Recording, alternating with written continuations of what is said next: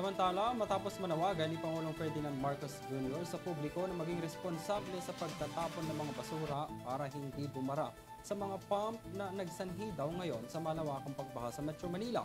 Iniltahan ito ni Kabataan Party List Representative Raul Manuel at sinabing huwag daw isisi sa taong bayan ang nararanasang pagbaha. Si Alvin Palobello para sa detalye ng balita. Biro ni Kabataan Party List Representative Raul Manuel ang naging pahayag ni Pangulong Ferdinand R. Marcos Jr. na isinisisi ang pagbaha sa climate change at sa maling pagtatapon ng basura. Kasabay ng pagbisita ni Marcos sa Camanava area upang tingnan ang pinsalang idinulot ng nagdaang bagyong Karina, sinabi nito na dahilan raw ng pagbara ng mga pumping stations ang mga basura, kaya't nananawagan ito sa publiko na maging responsable sa pagtatapon ng basura. So we have to really look into that sort of thing. Yung pumping stations natin, marami na.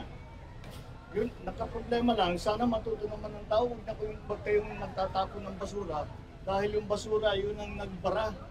Pero ang pahayag ni Marcos hindi pinalagpas ng Makabayan Coalition.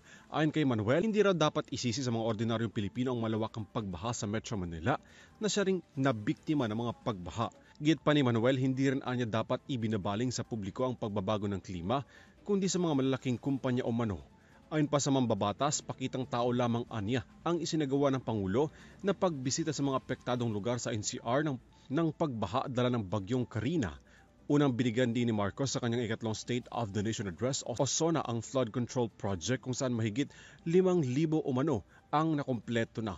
Matapos ang pananalasa ng bagyong Karina, kinwestiyon din ng Senado kung napapakinabangan nga ba ang 225 million pesos na pondo ng Department of Public Works and Highways para sa flood control project ng pamahalaan.